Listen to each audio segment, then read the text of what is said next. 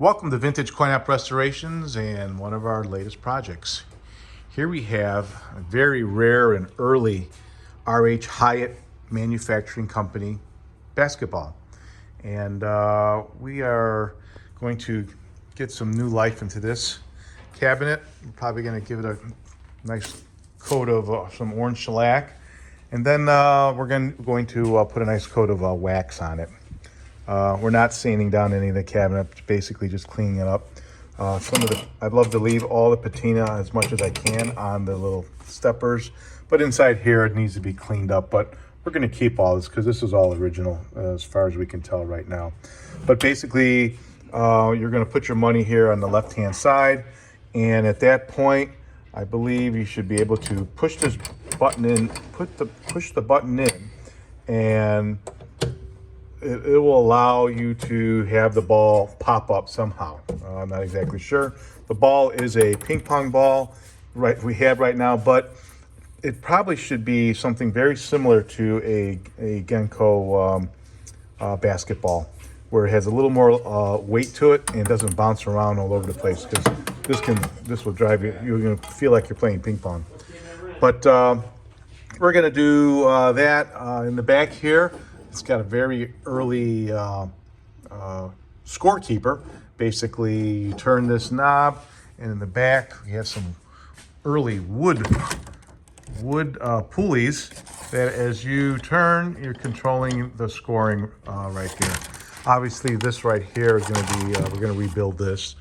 And then we also need a wire cage on the top. Get rid of some of that duct tape, that residue that's been on here. It also has legs that we'll be redoing, but it just needs a new life a little bit, and we're gonna try to keep it as original as possible and get her working and looking really nice. Well, there you have it. If you have one of these machines for sale or you need one restored, please give us a call. We're located in Chicago, Illinois. Our phone number is area code 630-624-7466. Thanks for watching, and make sure to subscribe to our channels so you can see all the new machines coming to the warehouse. Thanks for watching.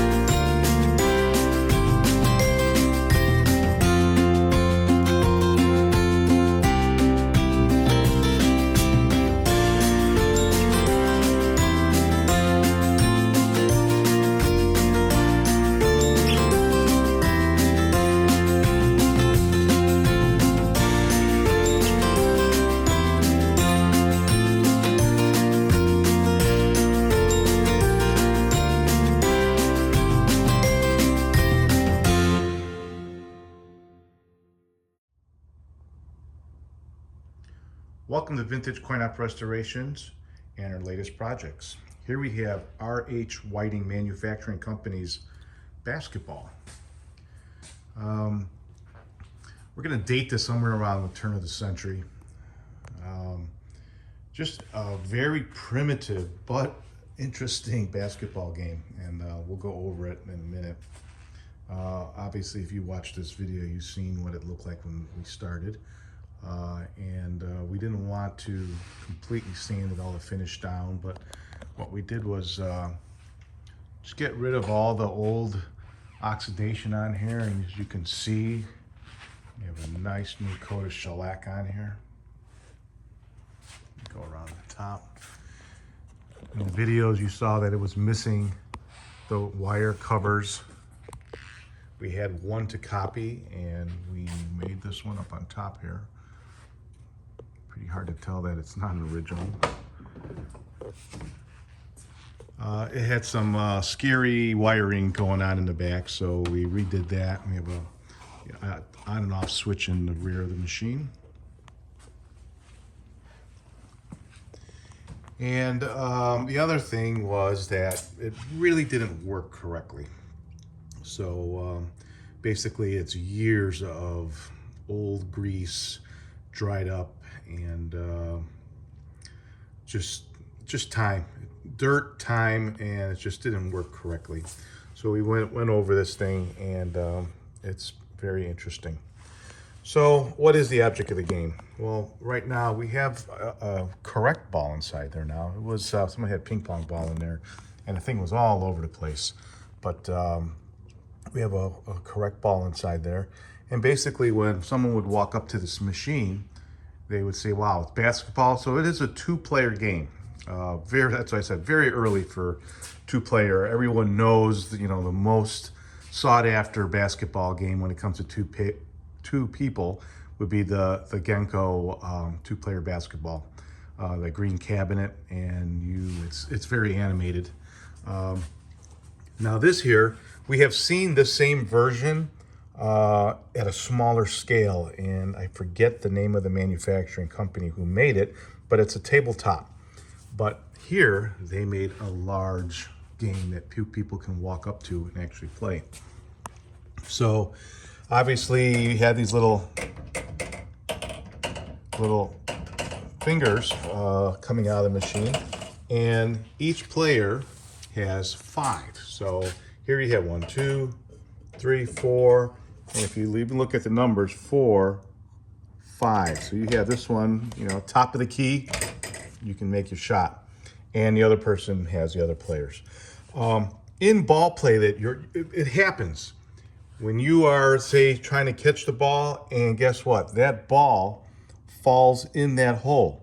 So they thought of that, and that is why you have these wires on the bottom. The wires on the bottom will allow you to take the ball that's here. Let me do this.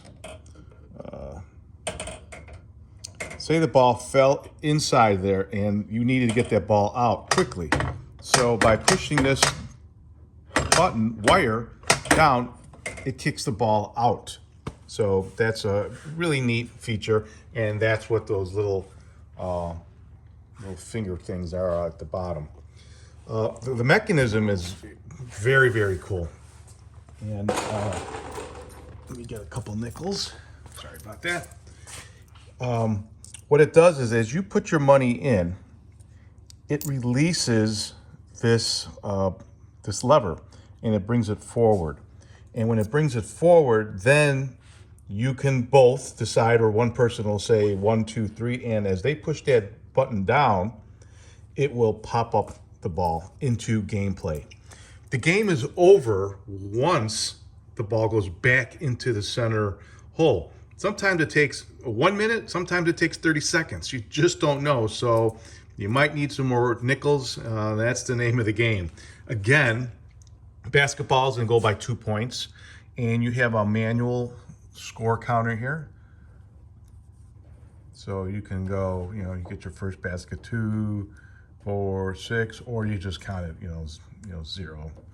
you know, 1, 2, 3, all the way to obviously 30. And then at first we looked at it, we're like, how can it get to 30? Well, if that ball doesn't go back into the center, the game keeps on going on, because once the ball goes in the center, you can't get it out unless you put more money in. And another neat feature, not only do we have a switch on the back of the machine that'll turn it on, we also have, once the ball relieves that little hole there, it turns the light on up on top here. And they're not your typical candelabra. They're not a regular 110. They are a 110, but they use a medium size bayonet, not bayonet, a screw type bulb. Basically, you're looking at it's a type of an appliance, interior appliance light bulb.